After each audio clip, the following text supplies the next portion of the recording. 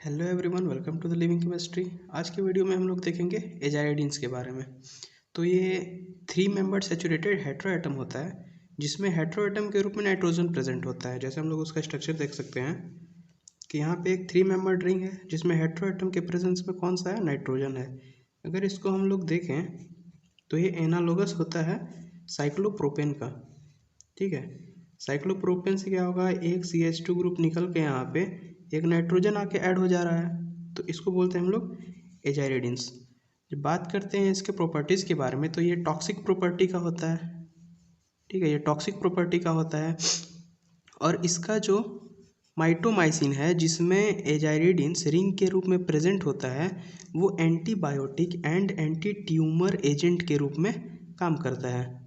और ये बायोलॉजिकल अगर इसका एक्टिविटी देखें तो ये एल्काइलेटिंग प्रॉपर्टी का होता है एंड एंटी कैंसर एजेंट के रूप में इसको यूज़ किया जाता है। तो दिस इज़ इंट्रोडक्शन अबाउट एजाइरिडिन्स। अब आते हैं हम लोग सिंथेसिस पे। जब इसका सिंथेसिस का बात करते हैं तो इसमें 2 टाइप से होता है सिंथेसिस। फर्स्ट होता है methods involving intramolecular ring closure reaction, मतलब कोई मॉलिक्यूल होगा, ठीक है, कोई मॉलिक्यूल जैसे अगर हम लोग ले लेते हैं जनरल में ऐसे, तो इसी के अंदर क्या होगा, साइक्लाइजेशन हो जाएगा, रिंग क्लोज हो जाएगा। जैसे यहाँ पे देख सकते हैं हम लोग, यहाँ से यहाँ पे ऐसे जुड़ गया, ठीक है, तो साइक्लाइजेशन हो गया इंट्रामोलिकुलर इसी के अंदर। दूसरा देखते हैं method involving cyclo addition reaction, मतलब इसमें क्या होगा, 2 कंपाउंड ऐड करेंगे, 2 कंपाउंड का एडिशन होगा और एक साइकिल का फॉर्मेशन हो जाएगा, तो उसी को बोलते हैं हम लोग साइक्लो एडिशन रिएक्शन।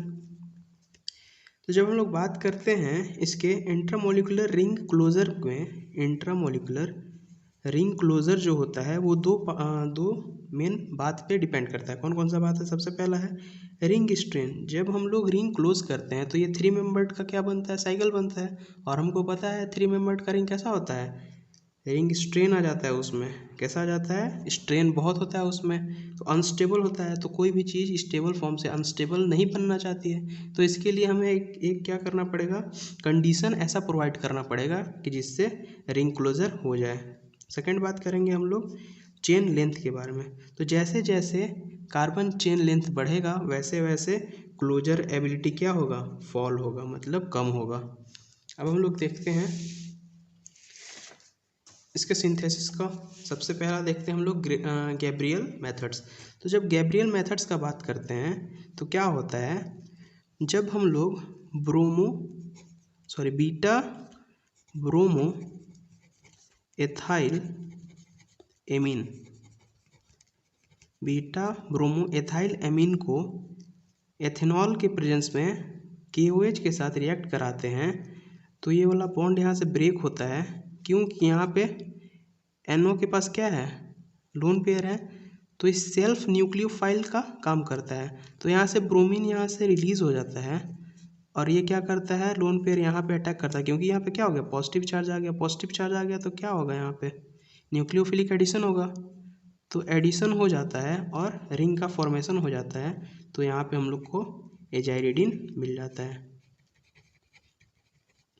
अब हम लोग को इसको डिवाइड करना होगा किस फॉर्म में है, कि इंट्रामोलिकुलर है या फिर साइक्लो एडिशन है। तो हम लोग सिंपल सा देख रहे हैं, एक ही मॉलिक्यूल में क्या हो रहा है, यहाँ पे साइक्लाइजेशन हो जा रहा है, इसलिए इसको क्या बोल देंगे, इंट्रामोलिकुलर साइक्लाइजेशन रिएक्शन। ठीक, तो ये क्या होता है, SN2 मैकेनिज्म के थ्रू होता है। हम लोग देखें कि एक ही मॉलिक्यूल में क्या हो गया, इसका रिंग क्लोजर हो गया, तो SN2 मैकेनिज्म के द्वारा होता है। इसमें क्या होता है, ये स्टेरियो स्पेसिफिक होता है, क्या होता है, स्टेरियो स्पेसिफिक नेचर का होता है।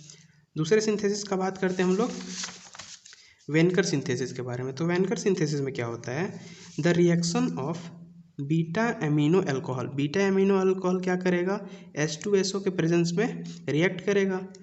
तो ये जो हाइड्रोक्सिल ग्रुप होता है, ठीक है, जो हाइड्रोक्सी ग्रुप होगा, OH ग्रुप जो होगा वो लेस लिविंग ग्रुप होता है, मतलब गुड लिविंग ग्रुप नहीं होता है वो, तो उसको लिविंग ग्रुप में कन्वर्ट करने के लिए, गुड लिविंग ग्रुप में कन्वर्ट करने के लिए एक हम लोग को डिहाइड्रेटिंग एजेंट का ज़रूरत पड़ता है। तो इसमें डिहाइड्रेटिंग एजेंट H2SO4 भी हो सकता है और क्लोरोसल्फोनिक एसिड भी हो सकता है। Example beta hydroxy.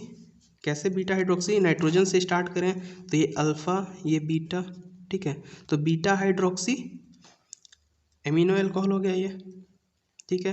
तो क्या करेगा, H2SO के प्रेजेंस में ये प्रोटोनेशन हो जाएगा, इसका OH का प्रोटोनेशन हो जाएगा, तो पॉजिटिव आयन में चार्ज होने के बाद ये यहाँ पे से रिलीज हो जाएगा और यहाँ पे क्या आ जाएगा, पॉजिटिव चार्ज आएगा। और ये जो HSO4 बचेगा यहाँ पे, HSO4 जो माइनस आएगा वो इस पर क्या करेगा, अटैक कर देगा। और जब इस पर अटैक कर देगा तो कुछ इस टाइप का स्ट्रक्चर मिलेगा हम लोग को। और फिर क्या करेगा, ये खुद से ये रिलीज़ हो जाएगा, ठीक है। जब यहाँ से रिलीज़ हो जाएगा तो यहाँ पे पॉजिटिव चार्ज आएगा, और ये जो पॉजिटिव चार्ज आएगा यहाँ पे नाइट्रोजन के पास लोन पेयर है, तो ये लोन पेयर यहाँ पे अटैक करेगा और साइक्लाइजेशन हो जाएगा इन the presence of base, NaOH के प्रेजेंस में होगा। तो क्या क्या बन जाएगा हम लोग का, एजाइरिडीन डेरिवेटिव्स दिख रहा है हम लोग को, एजाइरिडीन डेरिवेटिव्स बन गया यहाँ पे। और क्या बना, Na2SO4 बना और वाटर रिलीज हो गया। फिर हम लोग थर्ड देखते हैं 1,3 dipolar addition, cyclo addition reaction. इसमें क्या होता है, इसको हाई प्रेशर देना पड़ता है, क्योंकि हम लोग को पता है 3 मेंबर्ड बनाने के लिए क्या होता है, ज़्यादा स्ट्रेन हो जाता है। 3 मेंबर्ड रिंग जब बनता है तो ज़्यादा स्ट्रेन हो जाता है, तो अनस्टेबल होता है। तो उसको बनाने के लिए क्या करना पड़ता है, हाई प्रेशर देना पड़ता है। हाई प्रेशर में क्या करते हैं, मेथाइल एक्राइलेट, जिसमें क्या है, डबल बॉन्ड प्रेजेंट है, ओलेफिन कैटेगरी में आता है ये। तो इसमें क्या होता है, ये करता है फिनाइल एजाइड के साथ रिएक्शन जब कराते हैं इन द प्रेजेंस ऑफ ईथर के प्रेजेंस में, जब इन लोग दोनों के बीच रिएक्शन कराया जाता है तो हम लोग का एजाइरिडीन डेरिवेटिव बन जाता है। यहाँ पे देख सकते हैं एजाइरिडीन रिंग है, यहाँ पे हाइड्रोजन सब्स्टिट्यूट होकर क्या जुड़ गया, यहाँ पे फिनाइल ग्रुप जुड़ गया है, और यहाँ पे CH3COH ग्रुप यहाँ पे जुड़ गया है, देख सकते हैं। इसको नाइट्रीन इंसर्शन भी बोलते हैं, इस मेथड को नाइट्रीन इंसर्शन भी बोलते हैं। डायरेक्ट इंसर्शन ऑफ नाइट्रीन, जो नाइट्रीन है वो एल्कीन में डायरेक्ट इंसर्ट कर जा रहा है, और ये भी स्टीरियो स्पेसिफिक रिएक्शन होता है, ठीक है। अगर आपको कहीं भी नोमेनक्लेचर में प्रॉब्लम आ रहा हो तो इसके लिए मैंने अलग वीडियो बना दिया है, जिसका लिंक आपको डिस्क्रिप्शन में मिल जाएगा, तो उसको भी जाके देख सकते हैं। और प्लीज़ अगर आपको वीडियो समझ में आ रहा हो, अच्छा लग रहा हो, तो चैनल को सब्सक्राइब कर दीजिए और वीडियो को लाइक कर दीजिए। केमिकल रिएक्शन देखते हैं अब हम लोग। जब रिएक्शन का बात करते हैं, ठीक, 3 मेंबर्ड रिंग में क्या होता है, स्ट्रेन होता है, ठीक है, रिंग स्ट्रेन होता है। तो रिंग के स्ट्रेन को दूर करने के लिए ये रिंग ओपनिंग रिएक्शन देता है। क्या होता है, 3 मेंबर्ड रिंग में ज़्यादा स्ट्रेन होता है, तो स्ट्रेन को कम करने के लिए क्या करना पड़ेगा, इसको तोड़ना पड़ेगा। जब ये ब्रोक हो जाएगा, यहाँ से टूट जाएगा, तो क्या हो जाएगा, एक चेन के रूप में निकल जाएगा, और चेन वाला तो ज़्यादा स्टेबल होते हैं, ठीक है।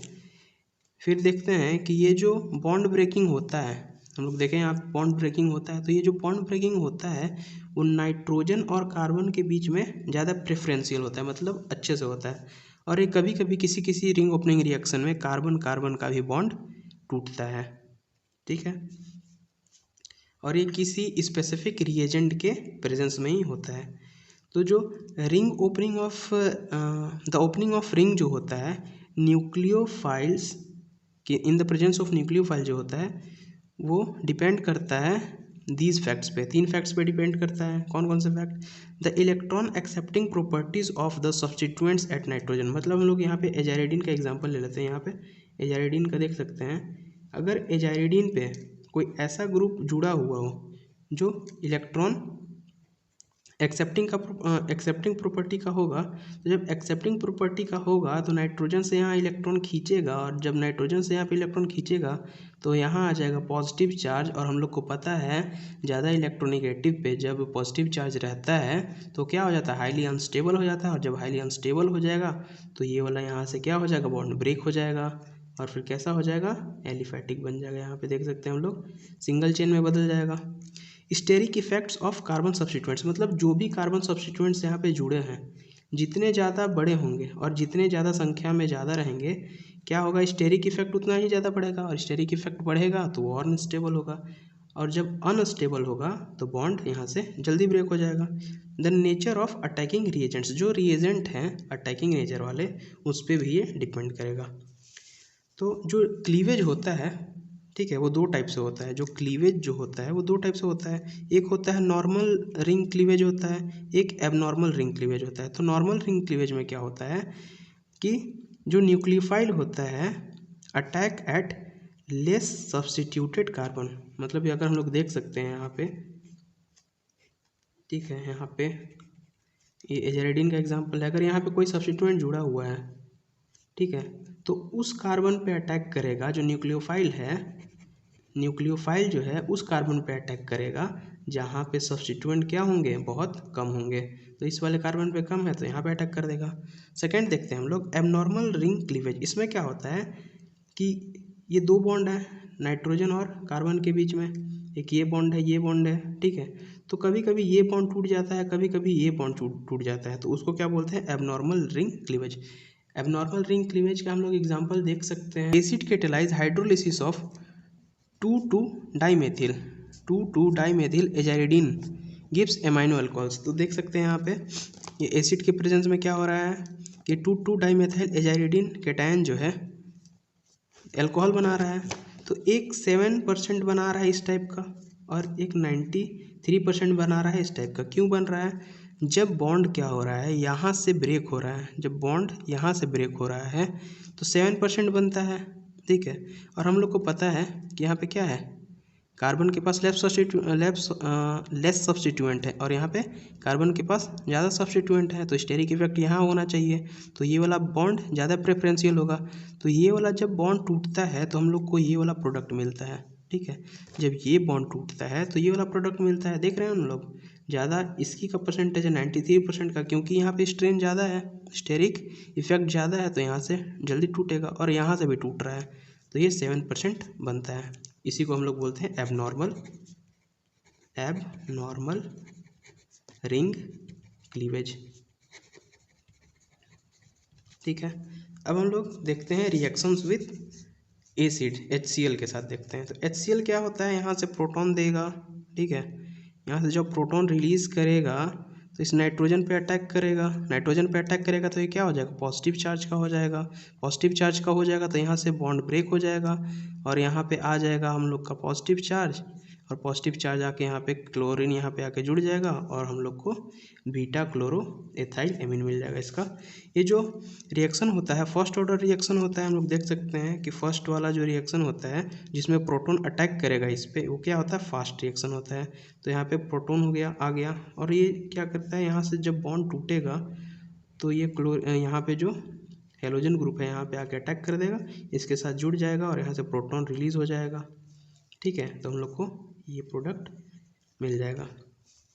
फिर देखते हैं हम लोग थर्ड रिएक्शन जो है रिएक्शंस विथ वाटर।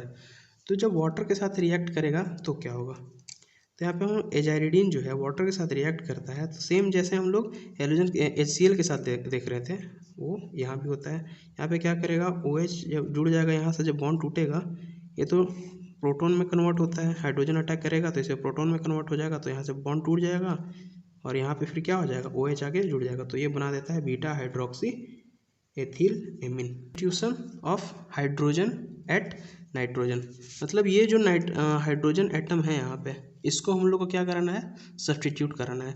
तो ये सब्स्टिट्यूशन होता है in the presence of methyl iodide and n butyl lithium के प्रेजेंस में होता है। तो क्या करता है, आयोडीन यहाँ वाले हाइड्रोजन को यहाँ से निकाल लेता है और CH3 ग्रुप यहाँ पे आके अटैक कर देता है, तो यहाँ पे कुछ 1-मेथाइल एजाइडिन हम लोग को बन जाता है।